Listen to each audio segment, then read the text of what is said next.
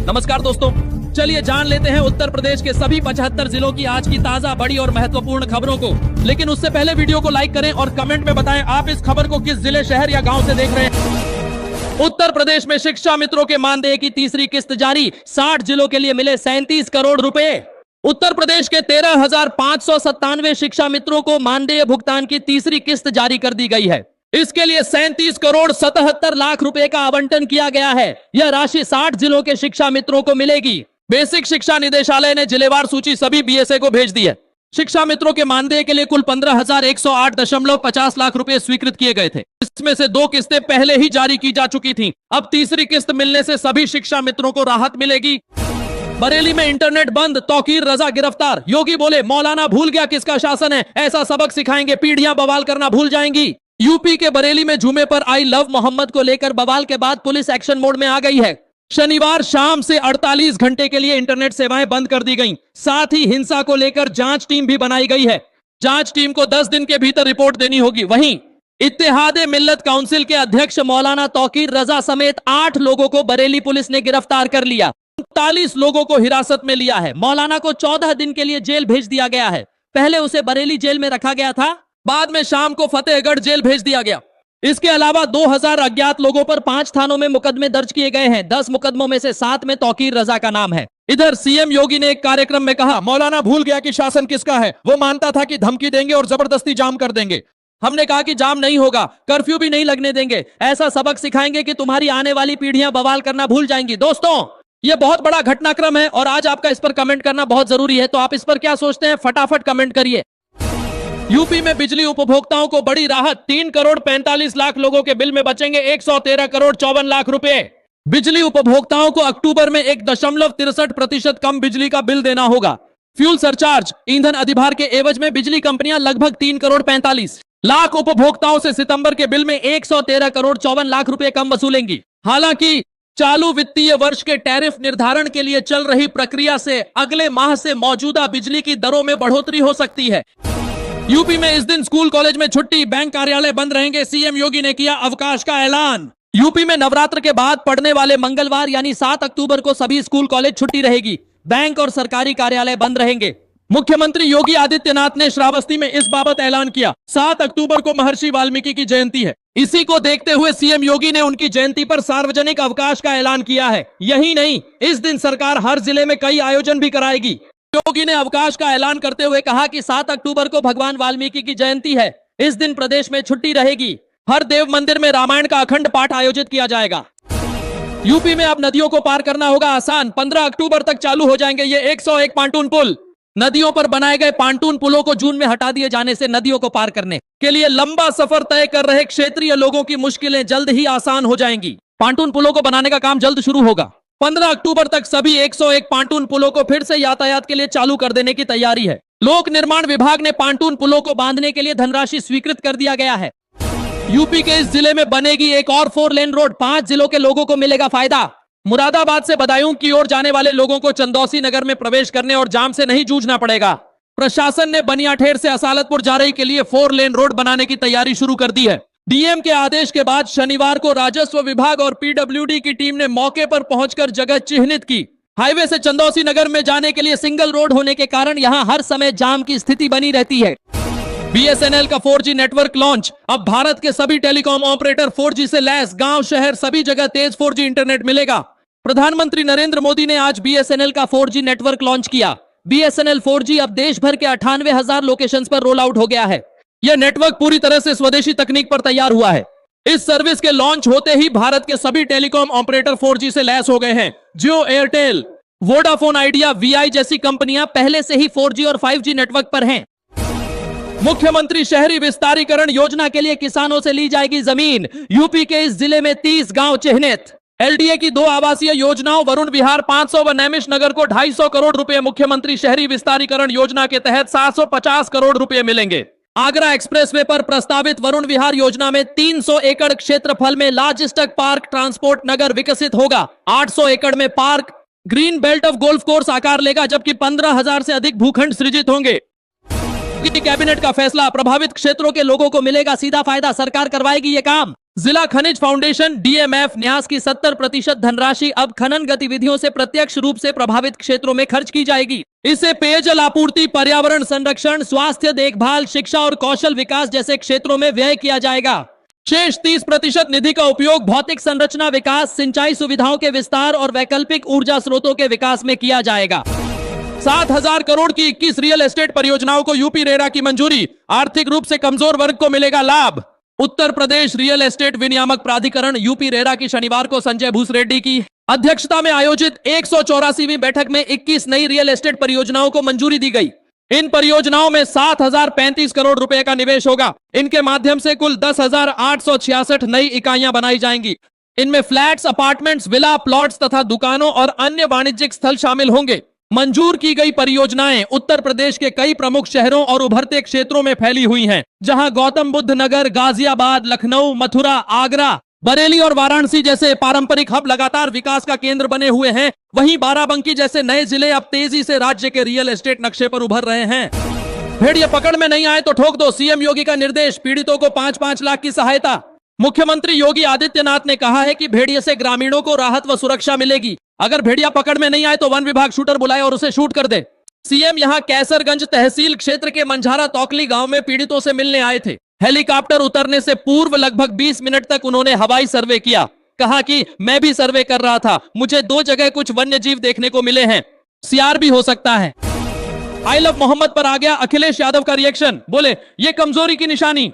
I love Mohammad प्रकरण को लेकर बरेली में हुए उपद्रव के बाद लाठीचार्ज को लेकर सपा के राष्ट्रीय अध्यक्ष अखिलेश यादव ने प्रदेश सरकार पर निशाना साधा। सपा प्रमुख ने कार्रवाई की निंदा करते हुए एक्स पर लिखा, सरकार द्वारा ताकत का इजहार करना उसकी कमजोरी की निशानी होता है। सरकारें लाठीचार्ज से नहीं, सौहार्द सद्भाव से चलती हैं। सपा प्रमुख ने नेक्स्ट जेन जीएसटी रिफॉर्म को लेकर भाजपा पर निशाना साधा है। वाहनों के वीआईपी नंबर को लेकर शुरू होगी नई व्यवस्था, परिवहन विभाग के अधिकारी ने बता दी अंदर की बात। मनचाहा या वीआईपी नंबर पाने के इच्छुक वाहन स्वामी ऑनलाइन बोली में असफल होंगे तो उन्हें अपना धन वापस मिलने की राह नहीं देखनी होगी। नई व्यवस्था में ई एक्शन खत्म होते ही असफल आवेदकों के खाते में तत्काल धन रिफंड होगा। स्टेट बैंक ऑफ इंडिया ने इसके लिए अकाउंट तैयार किया है। परिवहन विभाग के अधिकारी का दावा है कि 1 सप्ताह में नई व्यवस्था शुरू हो जाएगी। अब्बास अंसारी समेत 5 लोगों को राहत, हाईकोर्ट ने रद्द की गैंगस्टर एक्ट की एफआईआर। इलाहाबाद हाईकोर्ट ने अब्बास अंसारी, नवनीत सचान, शाहबाज आलम व फिरोज खान के खिलाफ गैंगस्टर एक्ट में चित्रकूट के करवी कोतवाली में दर्ज एफआईआर रद्द कर दी है। यह आदेश न्यायमूर्ति सिद्धार्थ वर्मा एवं न्यायमूर्ति मदन पाल सिंह की खंडपीठ ने नवनीत सचान, शाहबाज आलम व फिरोज खान की गैंगस्टर एक्ट के तहत दर्ज एफआईआर की वैधता को चुनौती देने वाली याचिका पर याचिका स्वीकार करते हुए दिया है। यूपी के जिले में पुराने शहर में नक्शा पास कराना हुआ आसान, तहसील से नहीं लेनी होगी एनओसी। पुराने लखनऊ के 122 मोहल्लों में अब भवन मानचित्र पास कराने के लिए तहसील की एनओसी नहीं लेनी पड़ेगी। एलडीए अपने अभिलेखागार से संबंधित मोहल्लों का विवरण उपलब्ध कराएगा। एलडीए उपाध्यक्ष प्रथमेश कुमार ने आम लोगों की सुविधा को ध्यान में रखकर नक्शा पास कराने की प्रक्रिया को सरल किया है। इस संबंध में आदेश जारी करके नई व्यवस्था को लागू कर दिया है। बाराबंकी बहराइच 4 लेन हाईवे को मिल सकती है हरी झंडी। निर्माण में खर्च होंगे 7,350 करोड़। बाराबंकी से बहराइच तक 7,350 करोड़ रुपए की लागत से 4 लेन हाईवे बनेगा। एनएचएआई ने प्रस्ताव सड़क परिवहन मंत्रालय को भेजा है। 101 किलोमीटर के इस मार्ग पर सर्विस लेन भी बनेगी। लखनऊ बाराबंकी बहराइच मार्ग सुगम होगा और नेपाल जाने वाले वाहनों को भी फायदा होगा। परियोजना 2 चरणों में पूरी होगी। राजमार्ग पर वाहनों की बढ़ती संख्या को देखते हुए यह कदम उठाया गया है।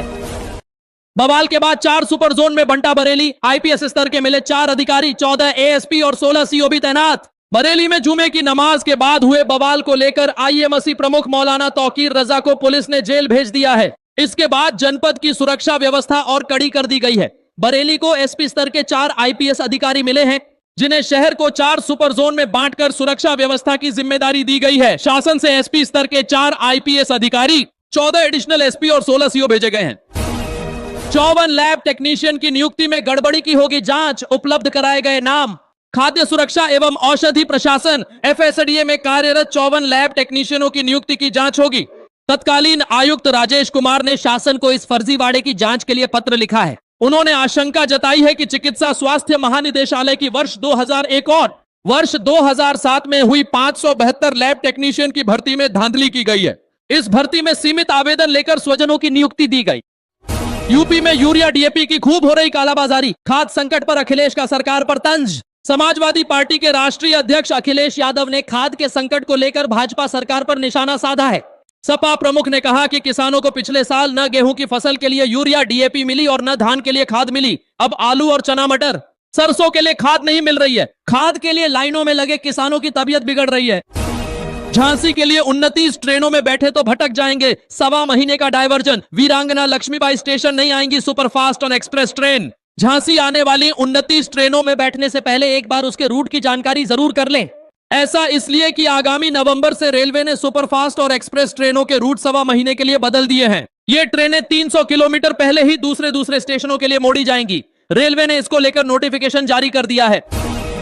जहां देखो आई लव मोहम्मद, ये श्री रामकृष्ण की भूमि। झांसी में जगत गुरु परमहंस बोले विरोधी ताकतें बढ़ रही। झांसी में अयोध्या के जगत गुरु परमहंस महाराज आचार्य ने कहा, आज जहां देखो आई लव मोहम्मद चल रहा है। ये क्या है? ये महादेव प्रभु श्री राम भगवान कृष्ण मां दुर्गा की भूमि है। यहां भारतीय संस्कृति का परचम लहराना चाहिए। देश में लगातार विरोधी ताकतें बढ़ रही हैं, इसलिए केंद्र सरकार भारत को हिंदू राष्ट्र घोषित करे। उन्होंने आगे कहा, भारतीय संस्कृति गाय और गंगा, रामायण और गीता से है।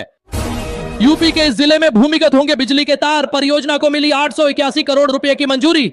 शहर में लटकते बिजली के तारों को भूमिगत किया जाएगा। इसके लिए नामित कंपनी L&T ने सर्वे लगभग पूरा कर लिया है। उम्मीद है कि दीपावली बाद डीआईजी कॉलोनी के सामने से चौका घाट व चौका घाट से नमो घाट तक बिजली के तारों को अंडरग्राउंड किया जाने लगेगा। इसके लिए पुनर्गठित वितरण क्षेत्र योजना RDSS के तहत 881 करोड़ की परियोजना स्वीकृत हुई है। बरेली में संभल 2.0 की कोशिश। बवाल के लिए बाहर से भी बुलाए गए थे उपद्रवी। पूछताछ में कई खुलासे। संभल की तरह बरेली में बाहर से उपद्रवी बुलाए गए थे। पुलिस का दावा है कि शुक्रवार को जुमा की नमाज के बाद किया गया बवाल सुनियोजित साजिश का हिस्सा था। भगदड़ के बाद मौके से तमंचा, चाकू, कारतूस के खोखे और बोतलों के टुकड़े बरामद हुए हैं, जिनसे पेट्रोल की गंध आ रही थी। समय रहते स्थिति पर काबू पा लिया गया, वरना उपद्रवियों ने बड़ी वारदात की साजिश रची हुई थी। आई लव मोहम्मद के जवाब में आई लव योगी आदित्यनाथ के पोस्टर बैनर पर लिखा आई लव बुलडोजर। यूपी में आई लव मोहम्मद के पोस्टर और बैनर को लेकर विवाद बढ़ता ही जा रही है। शुक्रवार को जुमे की नमाज के बाद बरेली में बवाल हुआ। इसी बीच अब आई लव मोहम्मद विवाद में पोस्टर वार भी चल रहा है। पहले आई लव महादेव के पोस्टर लग रहे थे और अब एक बीजेपी नेता ने आई लव योगी आदित्यनाथ के पोस्टर लगाए हैं। यूपी की राजधानी लखनऊ में बीजेपी के युवा मोर्चा के महामंत्री अमित त्रिपाठी ने पोस्टर लगवाए हैं। क्या भाजपा में शामिल होने वाले हैं सपा विधायक हसन रूमी? बीजेपी के कमल के आगे दे दिया यह भाषण, मची सनसनी। समाजवादी पार्टी के कैंट विधायक मोहम्मद हसन रूमी के भाजपा के चुनाव निशान कमल के सामने दिए भाषण ने राजनीतिक सनसनी फैला दी है। सपा विधायक के भाजपा में शामिल होने के संदेश के साथ उनके भाषण का वीडियो तेजी से प्रचलित हो रहा है। यह भाषण शनिवार को लाल बंगला क्षेत्र में केडीए चौराहे पर आयोजित कार्यक्रम में दिया गया है। सपा विधायक ने अपनी सफाई में कहा कि वह सरकारी आयोजन में शामिल हुए थे। पंचायत मतदाता सूची में दर्ज होंगे 2 लाख से अधिक नए वोटरों के नाम। बस 29 सितंबर तक है मौका। त्रिस्तरीय पंचायत के निर्वाचक नामावली के वृहद पुनरीक्षण अभियान के तहत 19 अगस्त से लेकर शुक्रवार तक नए वोटर बनाने के लिए 2 लाख से अधिक आवेदन आ चुके हैं, तो वहीं करीब 82,000 नाम काटे जाएंगे। 29 सितंबर तक वोटर बनने का आखिरी मौका है। इसके बाद ही मतदाता सूची में बढ़ने वाले नए नामों और कटने वाले मतदाताओं के नामों की वास्तविक संख्या पता चल सकेगी। विवि में केबल और ईंट खरीदने में लाखों की धोखाधड़ी के आरोप, कार्रवाई करने की मांग।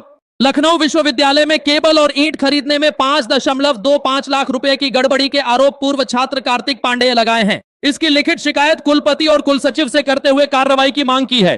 कार्तिक पांडेय ने आरोप लगाया गया है कि 25 सितंबर 2024 में जानकीपुरम स्थित द्वितीय परिसर के IMS से अभियांत्रिकी संकाय भवन तक केबल संबंधी कार्य कराने में वित्तीय गड़बड़ी की गई है।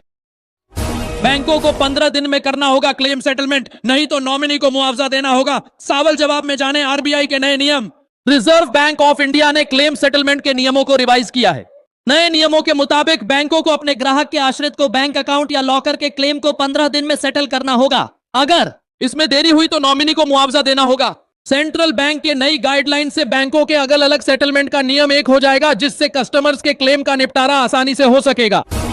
इस हफ्ते सोने चांदी में रही तेजी। सोना 3,487 बढ़कर 1,13,000 पर पहुंचा। चांदी 10,100 महंगी। इस हफ्ते सोने चांदी के दामों में बढ़त रही। IBJ की वेबसाइट के अनुसार पिछले शनिवार यानी 20 सितंबर को सोना 1,09,775 रुपए पर था। जो अब 1,13,262 रुपए प्रति 10 ग्राम पर पहुंच गया है। यानी इस हफ्ते इसकी कीमत 3,487 रुपए बढ़ी है। वहीं चांदी की बात करें तो ये अब 1,38,100 रुपए प्रति किलोग्राम पर पहुंच गई है।